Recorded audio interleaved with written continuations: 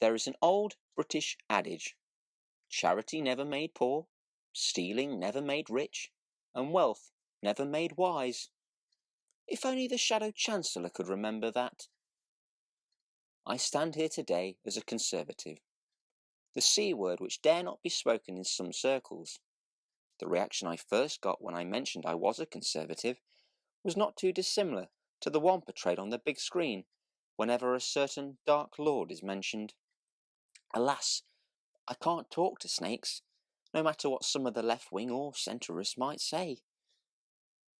I personally take that word Conservative literally. I am proud to say I am not a classic liberal or a libertarian, but a Disraelian one-nation man, someone to promote high culture, an Anglican, is from a little country town, Shepshed, in Leicestershire, and was raised, alongside my sisters, paycheck to paycheck, by our two wonderful parents. I am the antithesis of everything people think of nowadays as conservative. My grandmother, a proud daughter of the Derbyshire Dales, used to say of folk native to the hills I know all too well, strong in the arm but thick in the head. What a wonderfully spirited woman she was. I must admit, I once would have been in that long line of people quick to point the finger.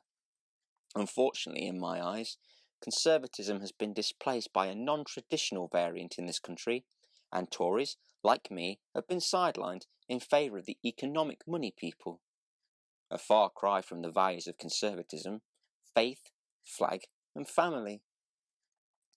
Then a friend of mine turned to me one day at university and said I was the Disraeli to their Gladstone. Adamant that I was raised a Liberal, I thought this could not be so, but went away I did, and researched.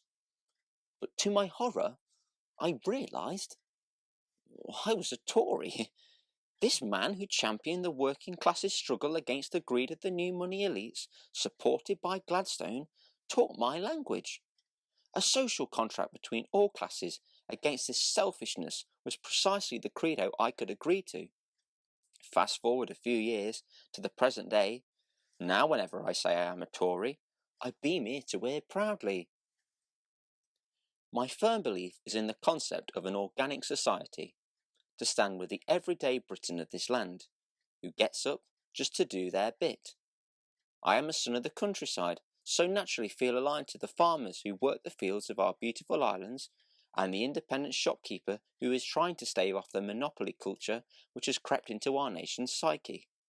Sadly, at present, this country isn't on the side of everyday people. It is set up to work against those who toil to survive. But that doesn't mean I won't keep on fighting to put that wrong right. Every real Tory should feel the same way.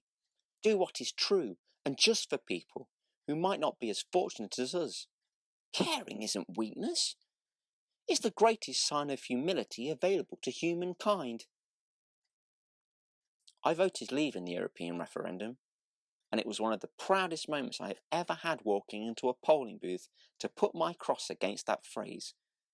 My decision was met with some hostility, but I know in my heart of hearts to have done what I believe to be true. Whatever the issue, I have always tried to remain principled. Nowadays, principles aren't often known for winning any popularity contests. However, I'd rather be true to myself and do what is right than say something to get a heart emoji, the retweet, or the latest hashtag fad. Somehow, I feel hashtag pop the question might have the wrong connotations. Throughout our rich history, we have proven time and time again that we can make it on the back of our own endeavours.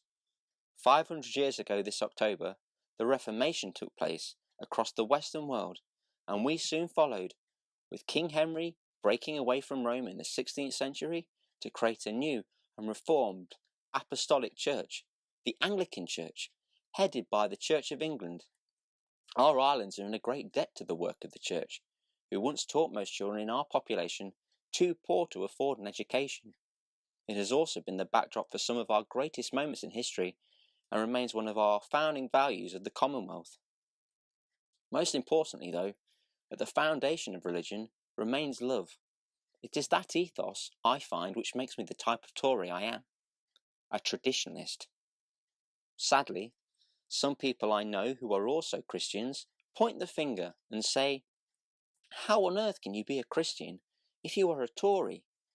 I imagine they are putting themselves back in their Doc Martens from the 80s as they say this. Nonetheless, I understand the apathy. I cannot remember the last time my home region saw a real balance of the economy which worked for people like us. What now remains are once vibrant towns left behind, the picture postcard of yesteryear, just a distant memory on sale in a tea shop. That's why I call for us to be a bit different.